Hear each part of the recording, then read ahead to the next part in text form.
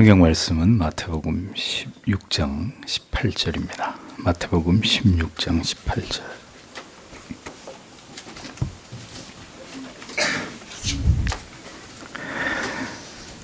같이 읽겠습니다.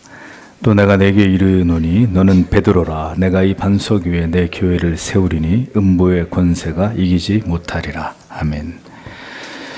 오늘은 제6장 로마 관구의 수위권 6장 중에 베드로의 수위권 가설 반박 1항에서 7항까지를 해설하도록 하겠습니다. 1항 로마 관구에 굴복해야 한다는 주장. 로마 가톨릭 교회는 고대 교회의 모든 성경적 제도들을 파괴하고 그 질서를 왜곡시켰습니다. 교회라는 허울 좋은 껍데기만 있을 뿐이지 그들의 교황 제도는 결코 성경의 지지를 받을 수 없는 이단적인 주장에 지나지 않은 것이죠. 가톨릭은 프로테스탄트를 분리주의라고 비난하면서 오직 공교회는 자기들만의 소유이고 모든 교회를 감독할 수위권이 자기들에게만 있다, 이렇게 주장을 합니다. 로마 관구란 말은 가톨릭 교회 내에서 교회 행정상 자치적 지역대로 분할을 하는 구역을 말합니다. 그러니까 교회 통일성을 유지하기 위해서 로마 가톨릭 교회의 관구, 즉 그 교회의 권위의 교권에 복종해야 된다. 가톨릭은 그렇게 주장을 한단 말이죠. 그렇게 가톨릭은 교회의 머리 되신 그리스도의 권위를 찬탈해서 그들이 교회를 하나로 유지하고 지키기 위해서 관구의 수익권을 가지고 교회를 지배하고자 하고 있다라고 칼빈이 비판을 합니다. 그 정점에 바로 뭐가 있느냐? 교황이 있는 거예요. 교황직이 있는 것입니다. 교황이 바로 교회의 머리이신 그리스도의 대리자로, 대권자로 그리스도를 대신해서 이러한 단일 지배 체제를 공고히 하게 해서 교황을 통해 온 교회를 관정하게 함으로 그 수익권을 잘 유지해서 교회의 통일성을 유지해 나갈 수 있다고 그들은 그렇게 주장을 하고 믿는 것입니다. 그것이 모든 가톨릭의 계급과 직제 조직의 근간이 되는 이런 구조이죠. 근데 이런 조직은 결코 성경적인 지지를 얻을 수 없는 명백한 이단적인 주장에 지나지 않는 것입니다. 사람들은 가톨릭을 움직이는 게 교황이라고 생각합니다. 저 교회에 비추되어 있는 책 중에 가톨릭의 실체에 대해서 자세하게 기록해 놓은 책들이 있습니다. 여러분들이 참고해서 읽어보시면 이게 무슨 의미인지 알 수 있는데, 가톨릭을 움직이는 것은 교황이 아닙니다. 이것은 겉으로 보기에 그럴 뿐이고 가톨릭은 더 무서운 비밀 조직에 의해서 움직여가고 있는 거대한 정치 조직이다라는 것을 많은 사람들이 모르는 거죠. 교황은 그냥 이렇게 쉽게 말하면 앞에 내세운 간판에 지나지 않습니다. 자, 이 얘기는 나중에 다시 얘기하도록 하고요. 두 번째로, 구약의 제사장직은 그리스도의 모형이다. 자, 이제 그들이 나름대로 이 교황직, 교회의 수익권을 주장하기 위해서 나름대로 그들이 주장하는 성경적인 근거가 있는데, 이제 칼빈이 이런 그들이 주장하는 근거들을 하나하나 철저하게 이렇게 이것들을 분석해서 이것을 비판하고 있는 내용들이 이제 뒤에 나오는 내용들이에요. 그래서 철저하게 그들의 주장을 타파해 나가고 있죠. 그래서 구약의 제사장직은 그리스도의 모형일 뿐이다라는 겁니다. 한 사람이 모든 사람들 위에 군림하여서 위엄과 권세를 가지고 수익권을 행사하는 이러한 성직 계급제의 교회 정치 형태가 정말 필요한 것인가에 대해서 칼빈은 이런 제도는 단연코 불법적인 것이다, 이렇게 얘기하는 거예요. 성경적인 그런 교회 정치 제도가 아니다라고 얘기하는 겁니다. 교황 제도의 타당성에 대해서 그들이 내놓는 증거는 구약의 제사장직이란 말이에요. 대제사장직. 하나님께서 대제사장의 통치를 통해서 예루살렘을 다스렸다, 이렇게 그들이 주장을 합니다. 여기에 대한 칼빈의 반박은, 자, 그런 제도가 그럼 한 시대 한 나라에서 실시되었다고 치자. 그러면 그것을 모든 시대 모든 나라에다 다 적용해야 되느냐? 그럴 이유는 없다라는 거죠. 당시 사방에 존재했던 우상 숭배자들로부터 유대인들이 여호와 유일 신관을 지키기 위해서 하나님의 율법을 가지고 하나님께서 예배하기를 원하신 그 장소, 지정된 장소에 나아가서 대제사장을 중심으로 하나님을 올바로 예배하게 하도록 위해서 하나님이 그래서 세우신 직분이 대제사장직이란 말입니다. 그런데 이제 그 시대가 지나서 이미 기독교의 사상이 온 나라와 민족에 퍼져 있는 지금 다시 교회의 치리를 옛 구약 시대처럼 대제사장 같은 한 사람에게 이렇게 맡긴다는 것은 어불성설이다 이거죠. 시대착오적인 것이고 그게 하나님의 뜻도 아닌데 억지로 갖다가 그렇게 붙여놓고 그것으로 교황직을 합리화하는 이런 가톨릭에 대해서 칼빈이 비판의 칼을 가하고 있는 것을 볼 수 있는 겁니다. 또 한 가지 대제사장을 교황제도의 근거로 볼 수 없는 이유는 대제사장직은 그리스도의 모형이므로 그리스도께서 이 땅에 오시고 난 다음에 이미 그리스도가 그 대제사장직의 모형이신 그리스도가 이 세상에 오셔서 대제사장직을 수행하셨는데 또다시 교황직의 근거로 대제사장을 삼을 이유가 없기 때문이죠. 이러면 이제 반기독적인 게 되는 거잖아요. 그리스도께서는 결코 이 땅에 자신의 대리자나 계승자를 두신 일이 없습니다. 그 직분과 그 직분의 존귀와 권세를 다른 이들과 주님께서 나누신 적이 없단 말입니다. 그런데 무슨 자기가 그리스도의 대리자요 대권자라고 주장을 하냐 말이죠. 정신 나간 소리란 말이죠. 제사장직의 의미는 하나님의 말씀을 가르칠 뿐만 아니라 지금도 보좌 우편에서 그리스도께서 죽으심으로 이루신 그 화목의 중보의 사명을 감당하시고 우리를 위해 간구하시는 것이 다 포함된 것인데 교황제도를 이 제사장직에 비유하는 것 자체가 신성모독적이고 참남한 짓이라는 것을 가톨릭은 인정하지 않는 것입니다. 그래서 가톨릭의 교황직이 이렇게 교회의 모든 제도를 파괴하는 원흉이 되고 있는 것이죠. 세 번째, 예수께서는 베드로에게 하신 말씀도 교황의 수익권과는 전혀 관계가 없는 내용이다. 이렇게 칼빈이 이 부분을 또 비판합니다.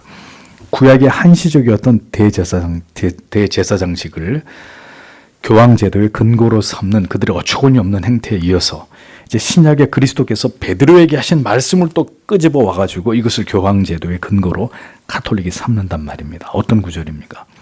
마태복음 16장 18절 너는 베드로라 내가 이 반석 위에 내 교회를 세우리라 이 말씀. 또 요한복음 21장 15절에서 17절에 저희가 조밥 먹은 후에 예수께서 시몬 베드로에게 이르시되 요한의 아들 시몬아 내가 이 사람들보다 나를 더 사랑하느냐 하시니 가로되 주여 그러하외다 내가 주를 사랑하는 줄 주께서 아시나이다 가라사대 내 어린 양을 먹이라 하시고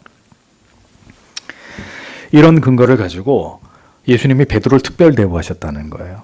그러니까 이런 근거로 교황직을 이제 주장하려면 그럼 주님께로부터 양떼를 먹이라는 명령을 받은 그 사람에게 바로 온 교회를 맡기시는 권세를 주셨다. 그 베드로처럼 주님이 직접 그렇게 지명해가지고 그렇게 세우시든가 그걸 입증해야 되는 거죠. 주님이 베드로에게 그렇게 말씀하셨듯이 다른 사람에게도 그렇게 말씀하셔서 온 교회를 다스리는 권세가 그에게 주어졌다는 것을 그럼 공정을 받자 이겁니다. 입증하라 이겁니다. 그렇게 할 수가 없잖아요. 그런데 중요한 것은 이 구절을 좀 더 파고 들어가 보면 베드로가 이 명령을 주님께로부터 받은 후에 다른 모든 장로들에게 가서 이 말씀을 똑같이 전했다는 거죠. 교회들에게 장로들에게 교회를 먹이라고 양떼들 먹이라고 권면했다는 겁니다. 베드로전서 5장 2절에 너희 중에 있는 하나님의 양 무리를 치도해 부득이함으로 하지 말고 오직 하나님의 뜻을 쫓아 자원함으로 하며 더러운 일을 위하여 하지 말고 오직 즐거운 뜻으로 하며 이렇게 기록되어 있단 말입니다. 그렇기 때문에 그리스도의 말씀은 베드로뿐만 아니라 나머지 모든 성도와 교회를 향해서 주님이 동일하게 주신 말씀이라는 거죠. 성도와 교회들 위해 군림하도록 주신 말씀이 아니라는 겁니다. 베드로 역시 자기가 받은 권세를 독점하지 않고 다른 사람들에게, 다른 장로들에게 동등하게 나누었기 때문에 이것을 근거로 가톨릭이 교황직을 운운하는 것은 무지의 극치가 아닐 수 없는 일이라는 겁니다. 매고 푸는 권위도 교황에게 적용된 것이 아니라 죄를 그대로 두는 문제와 사하는 것을 의미하는 것이잖아요. 그러니까 복음의 사역자들과 교회가 사람들을 하나님께 화목시키면서 동시에 이러한 은혜의 초대를 거부하고 권징과 치료에 불응하는 자들은 거기에 대한 보응이 지속된다. 그 보응이 해결되지 않는다. 이것을 의미하는 것으로 해석하는 게 마땅한데 그러니까 이런 식의 성경을 왜곡시키고 언제나 자기들의 주장에 거짓된 근거로 삼는 자 이런 가톨릭이 이단이 아니면 도대체 누가 이단이냔 말이죠. 자, 카톨릭의 이단성에 대해서 분명하게 이 부분을 개신교가 이야기를 해야 되는데, 카톨릭이 이단이다라는 말을 고신교단도 슬쩍 감추었다가 나중에 다시 또 이것을 재확증하는 그런 일들이 있었지 않습니까? 성경의 근거로 보면 카톨릭은 명백한 이단입니다. 기독교의 큰 집이 아니라 캐톨릭의 교리나 카톨릭의 이런 반성경적인 이런 그들의 직제나 이 모든 것들을 잘 모르시기 때문에 그런 말씀을 하는 것이지만 카톨릭은 명백한 이단입니다. 네 번째, 열쇠에 대한 왜곡된 주장. 자, 이어서 이제 이 얘기를 더 해보죠. 칼빈은 메고 푸는 권세에 대한 그리스도의 말씀을 카톨릭이 어떻게 왜곡시켰는지를 정확하게 비판합니다. 그리스도께서는 베드로에게 천국의 열쇠를 약속하시면서 이르기를 마태복음 16장 19절에서 내가 땅에서 무엇이든지 매면 하늘에서도 매일 것이라 이런 말씀을 하셨거든요. 여기서 이 열쇠라는 게 뭐냐? 이 열쇠는 복음의 가르침으로 말미암아 하늘이 우리에게 열려 있음을 의미하는 것으로 메고 푸는 방식이란 어떤 사람의 경우 즉 택자들에게는 예수 그리스도를 구주로 믿음으로 인해서 하나님과 화목하게 되어서 저주와 사망의 권세로부터 풀리게 되는 것이고 어떤 이들 즉 불택자들은 그들의 불신앙으로 인해서 오히려 더 강하게 죄와 영원한 저주의 심판에 매이게 되는 것을 의미하는 거죠. 진리의 의미가 바로 이것인데도 불구하고 그 권세가 교황에게 있다 이렇게 해석해 버린다면 자, 이 무지와 이 어리석음에 대해서는 더 할 말이 없는 거예요. 계속 기독교 강요 속에서 우리가 카톨릭을 칼빈이 비판할 때마다 우리가 분명하게 깨닫게 되는 것은 성경을 철저하게 왜곡하고 잘못 해석하고 아전인수격으로 해석하고 이런 짓들을 카톨릭이 해왔다는 겁니다. 모든 진리를 왜곡해버립니다. 모든 거짓된 복음 역시 성경을 그릇되게 해석하며 영혼들을 미혹시키는 거죠. 베드로에게 주신 약속은 복음을 전하는 사도의 직분에 대한 위엄일 뿐입니다. 그리고 이것은 베드로에게만 주어진 것이 아니라 모든 동료들에게 함께 주어진 것이죠. 카톨릭은 어리석게도 그리스도께서 베드로에게 열쇠를 주시겠다고 약속하셨을 때 그를 온 교회를 다스리는 군주로 지명하시는 것이다. 이렇게 해석하는 거예요. 어리석은 주장이죠. 주님은 베드로 한 사람에게 약속하신 내용을 다른 곳에서 그와 동시에 다른 이들에게도 약속하셨습니다. 성경이 이걸 말씀하고 있는데 어디서 그런 거짓말을 하냔 말이죠. 어디서 그런 부정을 얘기하냔 말입니다. 결국 그들은 성경을 이렇게 왜곡시키고 성경을 이용해서 그들이 만들고자 하는 종교를, 제도를 만든 것일 뿐입니다. 키프리아누스는 주께서는 한 사람을 통해서 열쇠를 모든 이들에게 주셔서 모든 이들이 하나라는 사실을 드러내게 하셨다. 그 나머지 사도들도 베드로와 똑같이 동일한 존귀와 권세를 동등하게 받은 것이다. 하나 됨에서부터 시작함으로써 그리스도의 교회가 하나임이 드러나도록 하신 것이다. 이렇게 이 구절을 해석을 합니다. 아우구스티누스는요. 만일 교회라는 비밀이 베드로 안에 없었더라면 주께서는 그에게 내게 열쇠를 주리라고 말씀하지 않으셨을 것이다. 만일 그 말씀이 오직 베드로에게만 하신 말씀이라면 교회가 그 열쇠를 갖는 것이 아니다. 열쇠를 갖고 있는 것이 아니다. 그러나 교회가 열쇠를 갖고 있다면 그 열쇠를 받은 것은 베드로는 온 교회 전체를 상징하는 것이었다. 베드로가 모든 사도를 대표하여 메고 푸는 권세를 그리스도께로부터 약속으로 받은 것이고 그리하여 교회의 하나됨의 대표가 된 것이다. 한 사람이 모든 사람을 위하여 했으니 모든 사람이 모든 사도들이 그리스도께 동일한 약속을 받은 하나였기 때문이다. 자, 이렇게 교부들은 이 구절을 정확히 이렇게 해석을 했단 말입니다. 하나님의 사람들은 이렇게 성경의 진리를 올바로 해석해서 그 의미를 알려주고 있는데 카톨릭만이 그들이 유리한 대로 그들이 원하는 정치제도를 통해서 그들의 야욕을 이루고자 성경을 왜곡시켜서 지금의 교황제도를 만들어 놓고 지금까지 그 제도를 유지하고 있는 이 참남한 짓들을 지속하고 있단 말이죠. 지금까지. 다섯 번째, 베드로의 특권입니다. 주님께서는 베드로에게 너는 베드로라. 내가 이 반석 위에 내 교회를 세우리라. 특별히 베드로에게 말씀하신 것처럼 그렇게 보이지만 바울은 에베소서 2장 20절에서 21절에서 그리스도 예수께서 친히 모퉁이 돌이 되셨느니라. 그의 안에서 건물마다 서로 연결하여 주 안에서 성전이 되어가느니라 라고 말했고, 또 베드로는 베드로전서 2장 5절에서 6절에서 우리에게 보배로운 돌 위에 기초를 둔 산돌로서 마디마디마다 서로 연결되어 우리 하나님과 하나가 되고 또한 우리들끼리 서로 하나가 되라고 이렇게 말씀을 하고 있죠. 자, 이처럼 베드로나 바울은 그리스도 안에서 모두 성전을 이루고 있는 하나된 지체임을 강조하는데도 가톨릭은 베드로의 이름이 특별히 거명되었기 때문에 그는 독보적이고 모든 성도와 교회의 수익권을 가졌다, 이렇게 주장을 한단 말이죠. 베드로, 이 반석교회 교회를 세운다는 것은 베드로의 그 신앙의 고백, 베드로와 같은 정확한 그리스도에 대한 신앙의 고백, 그 위에 교회를 세운다는 말이지 베드로 위에다 교회를 세운다는 뜻이 아닌데도 이것을 이런 식으로 아전인수같이 해석을 해버린단 말입니다. 그러므로 베드로를 일대 교황으로 삼아 그것을 근거로 교황 제도를 합리화하고 정당화하는 것은 이단적 성경 해석을 바탕으로 한 어리석은 인간의 생각에서 비롯된 결과물일 뿐이다라는 것을 잊지 말아야 합니다. 더 얘기하면 피곤해지는 이야기예요. 베드로, 이 가톨릭의 이단성은 그들이 주장하는 모든 것, 칠성례를 비롯해서 그들의 미사나 모든 것이 성경의 가르침과 일치되는 것이 없단 말입니다. 자, 근데 이제 좀 이해가 되지 않는 것은, 그런데 보세요. 가톨릭에서 영세를 받은 사람을 교회가 세례를 받은 것으로 간주해주는, 이렇게 분명히 가톨릭의 이단성이 농후한데도 불구하고 그런 것들을 개신교 여전히 인정하는 것에 대해서는 사실 좀 이것이 합당한가라는 의문은 언제나 제기될 수 있는 부분 같아요. 다만 이제 우리 개신교가 이것을 받는 이유는 성부, 성자, 성령 이름으로 세례가 주어졌기 때문에, 영세를 받은 것이기 때문에 그것을 부정할 수 없기 때문에 우리가 그것을 인정을 하는데, 글쎄요. 생각해 봐야 될 부분 같습니다. 6번째, 교회의 터.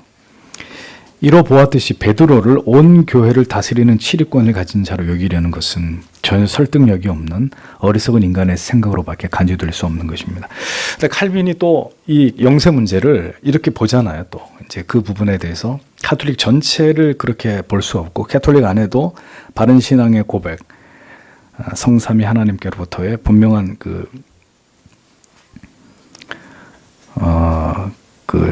자기의 속죄를 분명하게 고백하고 그 이유로 받는 세례까지도 이렇게 부정할 수 없다, 이런 입장을 칼빈이 또 취하기 때문에 우리도 그런 부분을 이제 인정할 수밖에 없는데, 아무튼 이 반석 위에 내 교회를 세우리니라는 그리스도의 말씀을 그들은 주께서 교회를 베드로 위에 세우자 하신 것이라고 주장을 합니다. 아까 말씀드렸죠.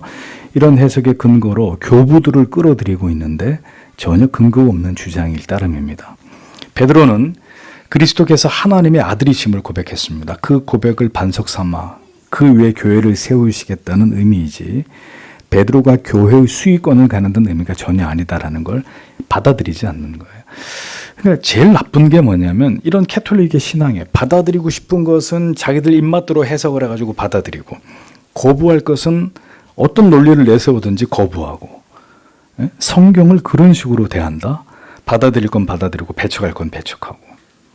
만약에 그런 식의 하나님 말씀에 대해서, 말씀의 권위에 대해서 그렇게 태도를 취하는 신앙이 있다면 그 믿음 또한 성경적인 믿음이라고 보기 어려운 거죠. 그러니까 성경에 없는 이야기를 하고 성경에서 분명히 말씀하는 것을 부정하고, 자, 이런 식의 신앙. 뭐가 이단이냔 말이죠. 뭐가 이단입니까?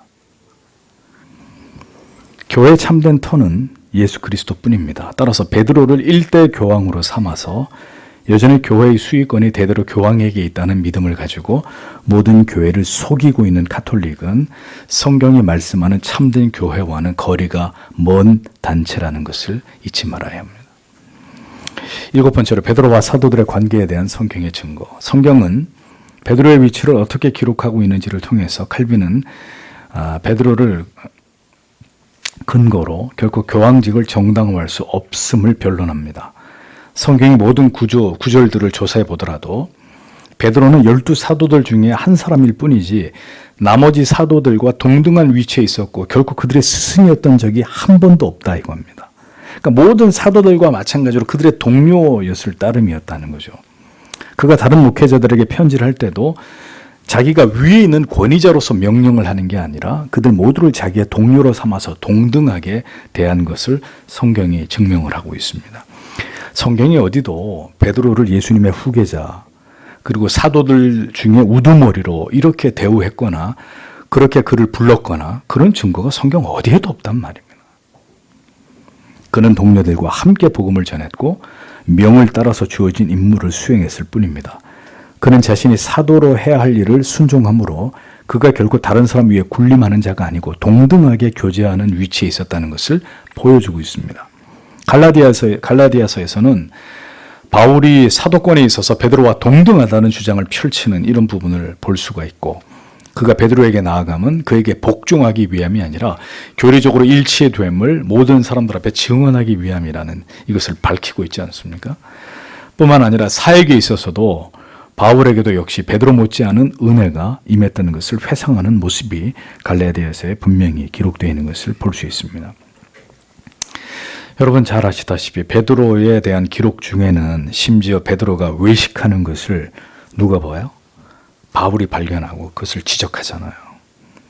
그러니까 베드로가 바울의 책망을 받아들여서 순종했던 사실까지 갈라디아서 2장에서 밝히고 있단 말입니다. 네? 그가 정말 교회의 수장이고 교황이라면 있을 수 없는 일이죠. 그러니까 이 모든 사실들은 바울과 베드로가 동등한 사도의 위치에 있었거나 베드로가 전혀 다른 사도들에게 권위를 행사한 바 없었다는 것을 보여주는 증거가 되는 것입니다. 베드로는 바울을 다스리는 주인이나 높은 권위자가 아니었고 단지 그의 동료였을 뿐입니다. 자, 이런 모든 성경의 진리는 베드로를 모델로 교황직을 정당화하려는 가톨릭의 이 오랜 그릇된 제도가 얼마나 비성경적이고 그들의 근거가 진리와 무관한지를 보여주는 명백한 증거가 되고 있다는 것을 우리는 잊지 말아야 됩니다. 네, 어떤 경우에도 그래서 가톨릭과 기독교가 일치될 수 없고 연합할 수 없는 거예요.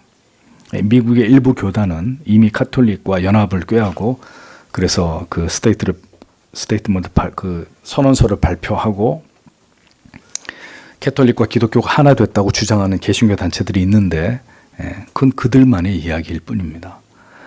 그리고 여전히 이 종교 다원주의에 의해서 종교 통합의 운동은 계속되고 있습니다. 기독교가 앞으로 직면하게 될 여러 환난과 핍박 중에 분명히 그 중에 하나는 종교 다원주의입니다.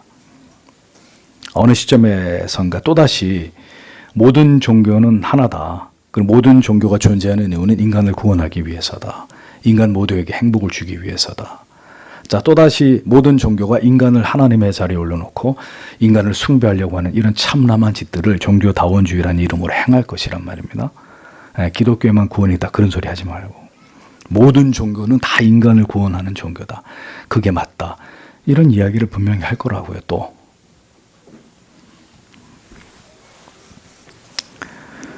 어떤 경우에도 사람에게 특별한 권위를 부여해서 그를 우상시하는 것. 자, 이게 가톨릭만의 문제일까요, 그러면? 가톨릭이나 개신교나 명백하게 그릇된 신앙이다라는 걸 잊어버리지 않아야 합니다. 가톨릭에는 교황이 한 명이지만 개신교에는 수십 명, 수백 명의 교황이 있다. 자, 이런 표현, 이런 말들 정말 부끄러운 말이 아닐 수 없는 거죠. 모든 개신교의 목회자들이 깊이 자기 자신을 돌아보아서 목회직에 대한 성경적 바른 정의를 가져야 할 문제가 아닐 수 없습니다. 개신교회는 교황이 수두룩하지 않냐? 그게 무슨 얘기죠? 마음대로 교회 안에서 절대 권력을 행사하면서 전횡을 일삼는 이런 독재 권력 같은 그런 목회자들, 초법적으로 존재하는. 그럼 뭐 교황하고 뭐가 달라요? 목사 말이 하나님의 말씀과 맞먹을 정도면.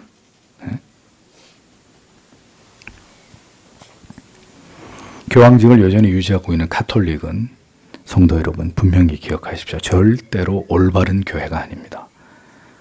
또 담임 목사가 성경을 넘어선 초월적 권위를 가지고 절대 복종을 강요하는 개신교회 역시도 성경에서 벗어난 교회가 아닐 수 없습니다.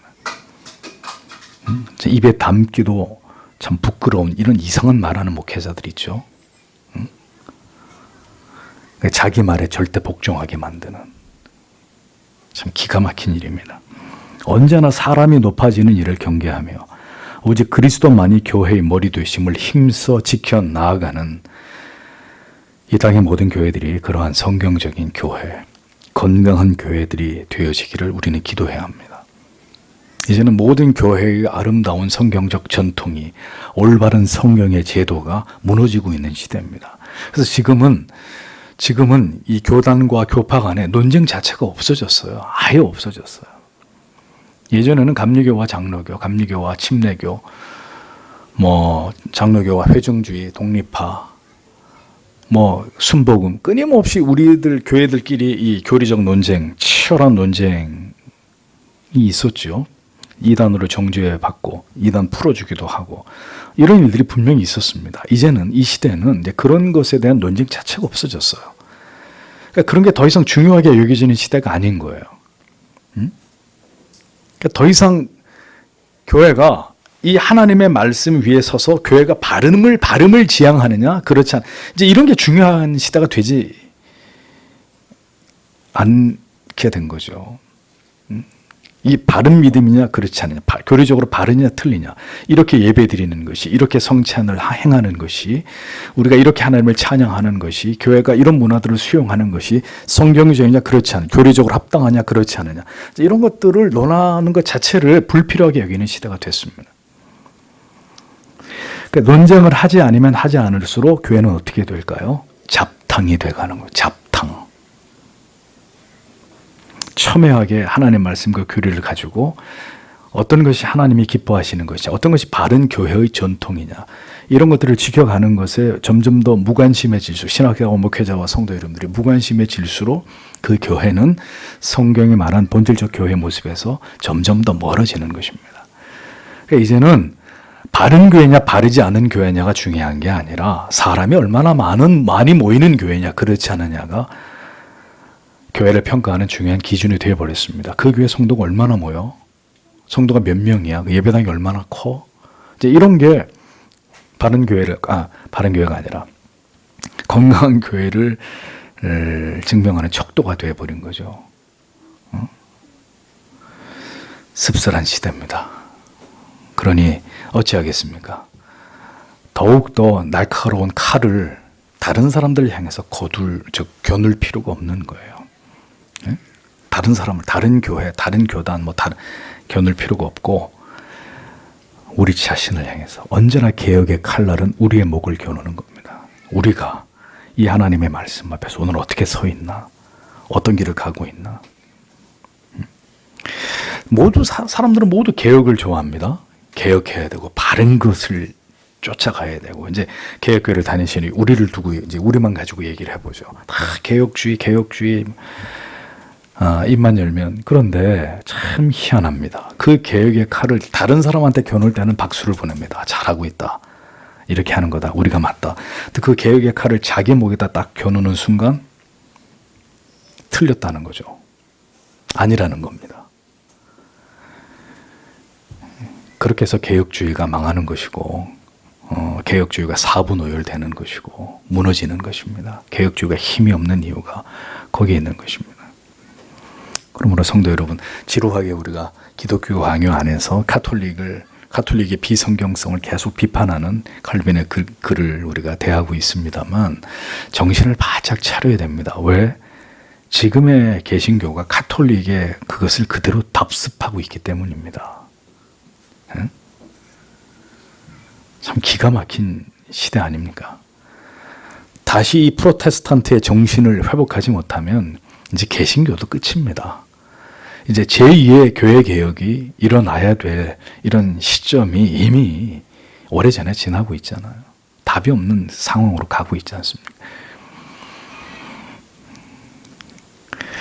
시대 앞에 우리가 다른 것을 다 차지하고라도 우리가 섬기는 교회만이라도 더 본질을 추구하고 바른 전통을 따라서 하나님을 바르게 신앙하려고 하는, 그러면서도 이것이 절대 우리의 의가 되어서는 안 되고 오직 우리가 하나님을 기쁘시게 하는 그 믿음을 따라가고자 하는 우리 안에 있는 하나님을 향한 사랑, 그 열정, 그것으로 한 번 개혁된 교회는 계속해서 개혁되어 나가는 이 사명을 감당하는 우리가 되어야 하리라고 믿습니다. 누구에게 보여주기 위함도 아니고 자랑하기 위함 절대로 아닙니다.